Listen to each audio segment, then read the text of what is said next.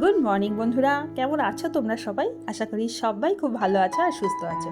আর আমিও কিন্তু বেশ ভালো আছি। আর আমার একটা নতুন ব্লগে তোমাদের সকলকে স্বাগত। আবারও ডেইলি লাইফের একটা ব্লগ নিয়ে তোমাদের কাছে চলে এসেছি। আর এই ব্লগটা কিন্তু অনেক দিন বাদে, অনেক দিন বাদে বলতে আমি মাঝখানে তোমরা দেখেছো যে পুরীতে গেছিলাম, তার সেই ভিডিওগুলোই এতদিন ধরে আপলোড করছিলাম। তারপরে পুরী থেকে চলে এসেছি, কিন্তু আমি অনেক দিন হয়ে গেছে, প্রায় এক সপ্তাহ হয়ে গেছে। তারপরে এই ভিডিওটা শ্যুট করছি।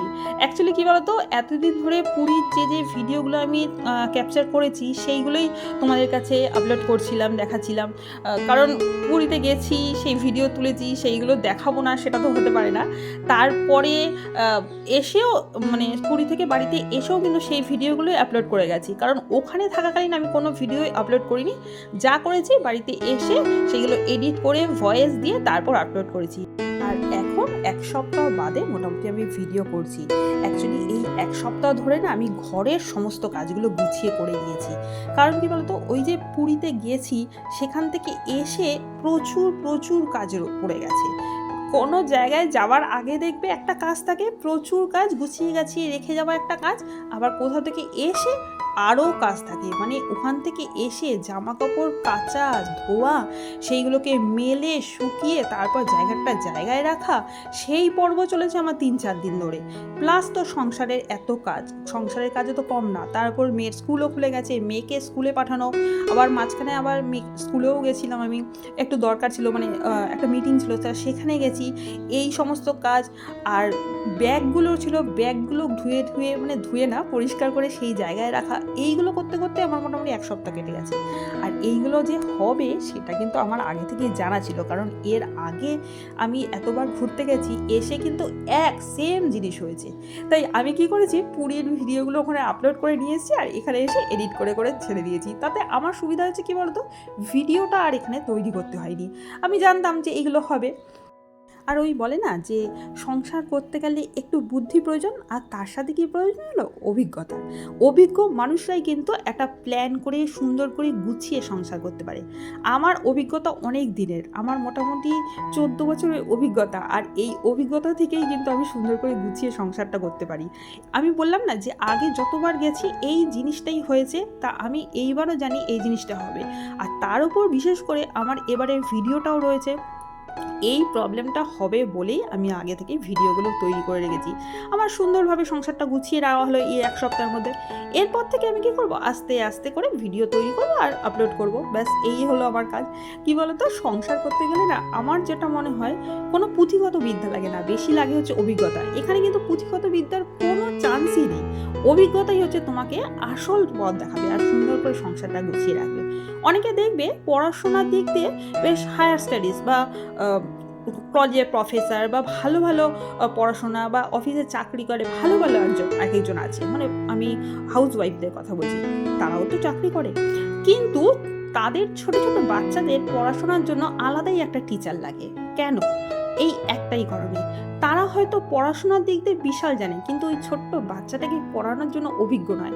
কারণ ওই ছোট বাচ্চাটাকে যদি পড়াশোনা করাতে হয় তাহলে দরকার ভালোবাসা, আর সুন্দর করে ভালোবাসা দিয়ে যদি বাচ্চাটাকে পড়ানো যায় তাহলেই কিন্তু ও ABCD অ ক খ সুন্দর করে শিখে যাবে। সেই রকমই সংসারের ব্যাপারে, সংসারটাও তাই, করতে গেলে অভিজ্ঞতা দরকার, কোনো পুঁথিগত বিদ্যা কিন্তু এখানে কাজে লাগবে না। কারণ পুঁথিগত বিদ্যা দিয়ে আমাদের কিছুই হবে না। সংসার করতে এসেছি, অভিজ্ঞ হতে হলে তাহলে দেখবে সংসার সুন্দরভাবে চলবে। অনেকে আছে ছোট বাচ্চা, অল্প বয়সে বিয়ে হয়েছে, খুব তাড়াতাড়ি বিয়ে হয়ে গেছে, তারা দেখবে অল্প বয়সে সুন্দর করে সংসার করে, সুন্দর গুছিয়ে গাছিয়ে করে। আবার অনেক আছে যে অনেক পড়াশোনা জানা, ভালো চাকরি করে, তারা কিন্তু সুন্দর করে গুছিয়ে সংসার করে না। দরকার সংসার করা, তাই সংসার করে, রান্না বান্না করা, খাওয়া দাওয়া, এইগুলো করার দরকার করে, কিন্তু গুছিয়ে করতে পারে না। তাই বলছি, সংসার করতে গেলে অভিজ্ঞতাটা কিন্তু মেন আমাদের দরকার। তোমাদের সাথে কথা বলতে বলতে দেখো, আমার এই যে দেওয়াল শোকেসটা আছে এটা গোছানো হয়ে গেল। এই দেওয়াল শোকেসটার অবস্থা যে কি হয়েছিল সেটা চোখে দেখা যাচ্ছিল না। তা ঘুরে এসে ভেবেছিলাম যে পরিষ্কার করব, টুকটুক করে সবই গুছিয়ে নেব, কিন্তু কি হয়েছে বলো তো, অন্য গুছাতে গিয়ে এইটা গোছানো হচ্ছিল না। তা এটা দেখো সুন্দর করে এবার গুছিয়ে নিলাম। আসলে এখানে না অনেক যে প্যাকেটগুলো দেখছো না, এই প্যাকেটগুলোতে না আমার মেয়ের ওই আগের যে স্কুলগুলো পড়েছিল সেই জামা কাপড়গুলো ছিল, তা সেইগুলো সুন্দর করে ধুয়ে রেখে দিয়েছি। রেখেছি, কারণ ওগুলো ফেলে দিতেও ঠিক ভালো লাগে না, মায়াই লাগে, কারণ ছোটোবেলার জিনিস, একটা ভালো লাগার জিনিস, তা সেইগুলো গুছিয়ে রাখলাম। আর তার সাথে আমি যে প্রত্যেক দিনের ব্যবহার করি জামা কাপড়গুলো তা সেখানে থাকে, আর কয়েকটা শাড়ি থাকে, মাঝে মাঝে ইচ্ছে হলে ওই শাড়িগুলো পরি যখন, তা নিচের দিকে এরকম রেখে দিয়েছি। তা সেইগুলো গুছিয়ে সুন্দর করে রেখে আর যা যা জামা কাপড় একটু আধটু ছিল সেগুলো সব আলমারিতে তুলে রেখে এইবারে চলে এসেছি ঘর ঝাড় দিতে। ওদিকে রান্না বান্না সেই রকম একটা করছি না, কারণ কি বলতো, এত গরম পড়েছে না, রান্না ঠিক করতেও ইচ্ছা করছে না, আর তার সাথে খেতেও ইচ্ছা করছে না। খাওয়ার থেকেও বলবো যে করতে ইচ্ছা করছে না। অ্যাকচুয়ালি রান্নাঘরে যখনই যাচ্ছি না তখনই একদম পুরো ঘেমে স্নান হয়ে বেরিয়ে আসছি, আর ওই ড্রেসটা পরেই গায়ের মধ্যে শুকাচ্ছে, মানে ভিজে জামাটা গায়ের মধ্যে শুকাচ্ছে, তার মানে প্রচণ্ড শরীর খারাপ হয়ে যাচ্ছে মাঝে মাঝে। এই জন্য কী করছি, রান্নাঘরে যাচ্ছি ঠিকই, খেপে খেপে যাচ্ছি, সেই ভোরবেলা উঠছি, 4:45-5টার মধ্যে উঠে যাচ্ছি, সমস্ত কাজ যতটা পাচ্ছি রান্নাঘরের কাজ আগেই সেরে নিয়েছি, সেরে রান্নাটাও পারলে করে তারপর কী করছি, ঘরের কাজগুলো টুকটুক করে করে নিয়েছি। তাহলে আমার সুবিধা হয় কী বলতো, রান্নাঘরে বারবার করে যেতে হয় না। আর ওই যে স্নান ভিজে অবস্থায় রয়েছি এতক্ষণ ধরে না, এই করে না ঠান্ডা লেগে যাচ্ছে, শরীরটাও মাঝখানে একটু খারাপ হয়ে গেছিলো, এত কাছাকাছি করেছি, তারপর এই গরমের মধ্যে ভিজে জামা কাপড় গায়ের মধ্যে শোকাচ্ছে, এই করে শরীরটাও একটু মাঝখানে খারাপ হয়ে গেছিলো। যাই হোক, এদিকে দেখো আমি রান্নাবান্না মোটামুটি আমার সকালের দিকেই শেষ হয়ে গেছে, এদিকে রান্নাঘরটা একটু পরিষ্কার করা বাকি আছে, তার রান্নাঘর পরিষ্কার করে একেবারে চলে যাব স্নান করতে। আর ওদিকে ঘরঠর একদম পরিষ্কার হয়ে গেছে, বললাম না যে বিশেষ কিছু কাজ করছি না, একটু যতটা পারছি হালকা হালকাই কাজ করছি, আর মোটামুটি প্রত্যেক দিন একটু একটু করে জায়গাগুলো গুছিয়ে গুছিয়ে রাখছি। আর এদিকে দেখো গ্যাসও পরিষ্কার করে নিলাম, গ্যাস পরিষ্কার করে বেসিনটাও ভালো করে পরিষ্কার করে নিচ্ছি।